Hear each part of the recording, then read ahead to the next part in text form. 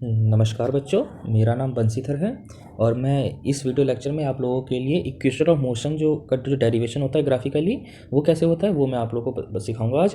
तो सबसे पहले हम ये जान लेते हैं कि इक्वेशन ऑफ मोशन जो होता है इसकी इंपॉर्टेंस क्या है।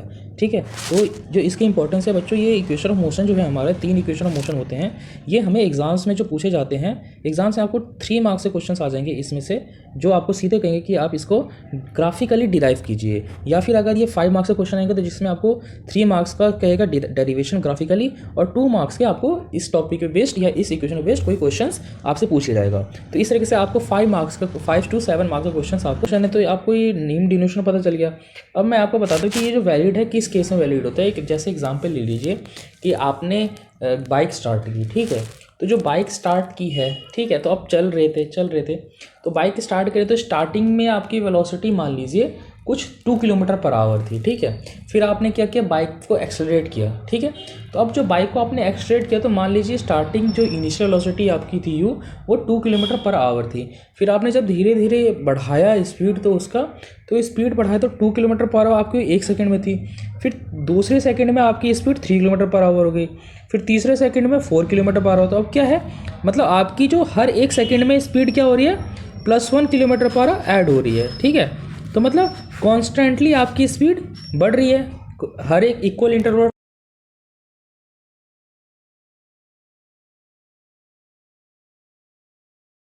कॉन्स्टेंटली एक्सलरेट कर रहे हैं, ठीक है। अगर ऐसा ना हो कि अगर आपकी गाड़ी मान लीजिए पहले सेकंड में तो 2 किलोमीटर पर आवर है, लेकिन दूसरे सेकंड में 6 किलोमीटर पर आवर और तीसरे सेकंड में 8 किलोमीटर पर आवर और चौथे सेकंड में भी 8 किलोमीटर पर आवर, तो फिर क्या है कि आपकी स्पीड रेगुलरली नहीं बढ़ रही है, तो ये कांस्टेंट एक्सेलरेशन नहीं है। तो समझ गए, तो कांस्टेंट एक्सेलरेशन और क्या यूनिफॉर्म नॉन यूनिफॉर्म एक्सेलरेशन का मतलब समझ गए आप लोग।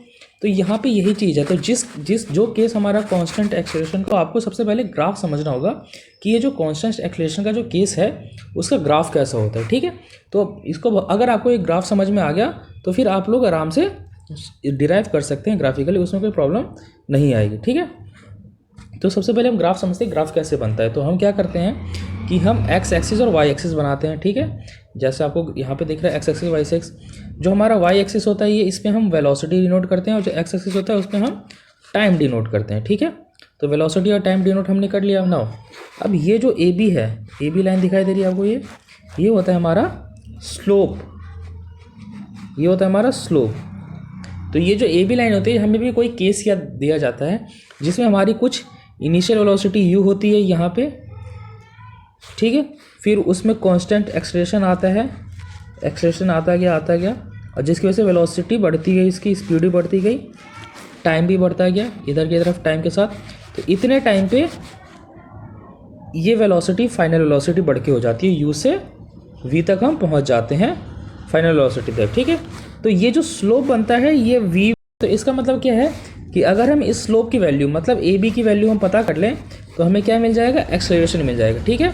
तो नाउ अब एक चीज़ आप लोग यहाँ पे समझ लेंगे, जो स्लोप की वैल्यू होती है, स्लोप की जो वैल्यू होती है वो होती है हमारी y/x, ठीक है। मतलब ये y होता है, ये वाला y होता है और हॉरिजॉन्टल हमारा x होता है, ये आपको पता ही होगा, ठीक है। तो मतलब ये y हो गया और ये x हो गया, ठीक है। तो मतलब x की वैल्यू क्या है, t, x is equal to t है हमारा, यहाँ तक t है ना। और ये हमारा, इसकी वैल्यू क्या हो जाएगी, इसकी वैल्यू हो जाएगी, इस पूरे डंडे में से ये छोटा वाला डंडा हटाना है तो मतलब v में से u हटाना है तो v-u, तो हमारी y की वैल्यू v-u हो जाएगी, इसकी वैल्यू t हो जाएगी। तो हमारा स्लोप इजिकल टू क्या हो जाएगा, v-u अपॉन में t, ठीक है। और हमें ये पता है कि जो स्लोप है ये क्या देता है हमें, ये vt ग्राफ का जो स्लोप होता है हमें क्या देता है, एक्सेलरेशन। तो मतलब v-u is equal to T slope है, तो मतलब v-u is equal to t is equal to ये हमारा एक्सेलरेशन भी है, ठीक है। सो इस तरीके से हमें ये ग्राफ समझ में आ रहा है। तो ग्राफ आपको अभी समझ में आ गया कि हमने क्या केस लिया है, ठीक है। तो हमारा टाइम एक्स एक्सिस पे है, वेलोसिटी हमारा वाई एक्सिस पे है, ए बी जो है हमारा स्लोप है, ठीक है। तो ये जो स्लोप है ये हमें एक्सेलरेशन देता है, ये स्लोप हमें क्या देता है, एक्सेलरेशन। एंड सेकेंड चीज़ याद रखिएगा कि ये जो area under v t graph है, ये जो एरिया है ना, ये एरिया अंडर, ये जो स्लोप के नीचे जितना एरिया आ जाएगा, ये सारा एरिया जो स्लोप के अंदर आ जाएगा, तो ये कहलाता है हमारा area under v t graph, ठीक है। और ये जो एरिया अंडर जो वी टी ग्राफ मतलब वेलोसिटी टाइम ग्राफ के अंडर में जो भी एरिया आता है वो जो एरिया की वैल्यू होती है वो हमारी डिस्प्लेसमेंट के इक्वल होती है, ठीक, एस से डिस्प्लेसमेंट, ठीक है। तो इसका मतलब क्या है कि अगर हम ये जो शेडेड रीजन है मतलब ये ट्रेपीजियम का अगर एरिया फाइंड कर लेते हैं तो हमें बॉडी की कितनी डिस्प्लेसमेंट हुई ये हमें पता चल जाता है, ठीक है। तो सो आप लोग ये चीज़ याद रखिएगा। तो अब हम आते हैं डेरिवेशन वाले पार्ट पे कि हम डेरिवेशन कैसे करेंगे, ठीक है। तो आप लोगों को हमने दो चीज़ समझ में आ गई कि हमने अभी एक क्या किया था v माइनस यू अपॉन में टी, हमने फाइंड कर लिया था, ठीक। तो अब क्या है कि अगर t को इस साइड ले जाएंगे तो हमारा क्या होता है ए टी हो जाएगा मल्टीप्लीकेशन, फिर is equal to v minus u. अब u इस साइड प्लस में है तो इस साइड माइनस में तो इस साइड प्लस में, ठीक है। तो आप v को इस यू को इस साइड से हटा के इस साइड ले आइए तो प्लस यू, तो हमारे पास क्या आ गया v is equal to u plus a t, जो हमारा फर्स्ट इक्वेशन ऑफ मोशन देता है, ठीक है। तो फर्स्ट इक्वेशन ऑफ मोशन तो आपको बहुत इजी आपको समझ में आ गया होगा कि क्या हो रहा है। अब हम जा रहे हैं कि सेकंड इक्वेशन ऑफ मोशन में क्या होता है, ठीक है। सेकंड इक्वेशन ऑफ मोशन हमारा हमें होता है उसमें हम सेकंड और थर्ड इक्वेशन ऑफ मोशन दोनों में हम डिस्प्लेसमेंट फाइंड करेंगे, ठीक है। सेकंड इक्वेशन और थर्ड इक्वेशन दोनों में हम डिस्प्लेसमेंट फाइंड करेंगे, लेकिन फ़र्क क्या होगा, फ़र्क इसमें एक यही होगा कि जो हम सेकंड इक्वेशन फाइंड कर रहे होते हैं जिसमें होता है s is equal to u t plus half a t square, उसमें हम क्या करते हैं कि जो ये ट्रेपीजियम बना हुआ है, ये जो ट्रेपीजियम बना हुआ है ना, इसको हम दो पार्ट्स में डिवाइड करते हैं, एक ट्रायंगुलर पार्ट में एक रेक्टेंगुलर पार्ट में, ठीक है। तो सेकंड करेंगे, ठीक है। वो क्यों करेंगे अभी हम आगे समझ जाएंगे, ठीक है। तो आप लोग इस चीज़ का ध्यान दीजिएगा। सो अब हमारे जो सेकेंड इक्वेशन ऑफ मोशन है s is equal to u t plus half a t square, ठीक है। S is equal to u t plus half a t square.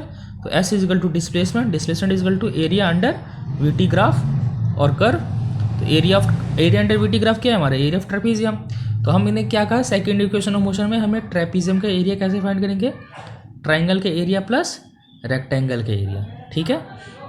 So now आपको ग्राफ से दिख रहा होगा कि रेक्टेंगल का एरिया क्या होता है एल इंटू बी, तो A O into D C and A O into O C, ठीक है। And area of triangle A D B क्या हो जाएगा half into base into height, ठीक है। तो A D into B D, यहाँ तक समझ में आया। अब हमें क्या है कि ये a d is equal to t, ठीक है। आप लोगों को डिनोट कर रखा होगा a d is equal to t होता है, a d is equal to t यहाँ पे साइड में दिखा रखा है, आप यहाँ से चेक कर सकते हो। और फिर v माइनस यू हमारा बी डी आ गया, फिर A O is equal to u initial velocity और उसी हमारा टाइम है, तो यू टी हमारा यहाँ पे आ गया ऐसे। और फिर v माइनस यू, अब जो फर्स्ट इक्वेशन ऑफ मोशन में आप ये चेक करिएगा, हमने पढ़ा v minus u is equal to a t, हमने पढ़ा है फर्स्ट इक्वेशन मोशन में अभी। तो हमने क्या किया यहाँ पे जो v माइनस यू है इसकी जगह हमने ये ए टी रख दिया, तो हमारा फिर इक्वेशन सॉल्व होके s is equal to u t plus half a t square आ गया, ठीक है। तो ये तो हमारा था डिस्प्लेसमेंट, जिसमें हमने सेकेंड इक्वेशन ऑफ मोशन का जिसमें डिस्प्लेसमेंट हमने कैसे फाइंड किया, एरिया ऑफ ट्रायंगल का और एरिया ऑफ रेक्टेंगल को अलग अलग करके फाइंड करके ऐड किया, ठीक। अब जो हम थर्ड इक्वेशन ऑफ मोशन करेंगे वो जो हम फाइंड करेंगे तो उसमें हम direct area of trapezium find कर लेंगे, ठीक है। और उसमें भी आपको कुछ नहीं करना है, एरिया ऑफ ट्रेपीजियम क्या होता है 1/2 into sum of parallel side into में हाइट। तो सम ऑफ पैरेलल साइड हमारा ए ओ एंड बी सी है, हाइट हमारा ओ सी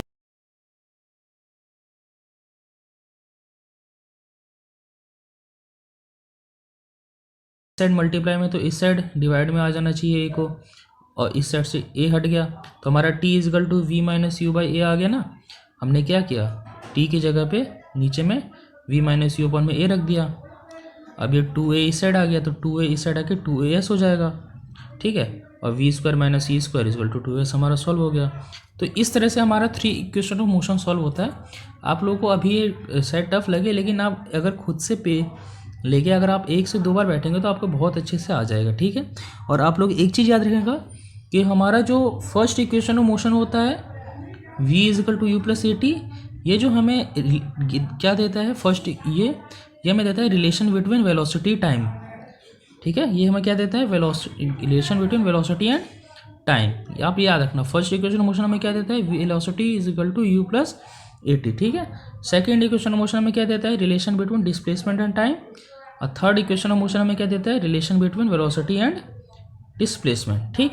तो ये 3 पॉइंट आप लोग याद रखिएगा। ग्राफिकली ये इक्वेशन आपको सॉल्व बहुत ईजिली हो जाएगा। ठीक है, आप लोग प्रैक्टिस करिएगा। और अगर आप लोगों को और कुछ समझना है इस टॉपिक के बारे में, या अगर आपको कोई क्वेश्चंस अटेम्प्ट करने हैं, या अगर आप लोगों को कोई डाउट आता है, तो डिस्क्रिप्शन में मेरा व्हाट्सएप नंबर है, आप उससे मुझे कांटेक्ट करके मैसेज भेज सकते हैं, या कोई भी अगर डाउट है वो आप मुझे मैसेज भेज सकते हैं।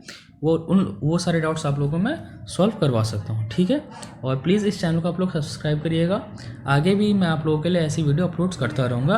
अगर आपको कोई टॉपिक समझ नहीं आता है या किसी टॉपिक में कोई डाउट रहता है, तो आप मुझे वो कमेंट में बता दीजिएगा, और मैं फिर उसके ऊपर आपको वीडियोज़ ला के दे दूँगा। ठीक है, सो प्लीज़ पढ़ाई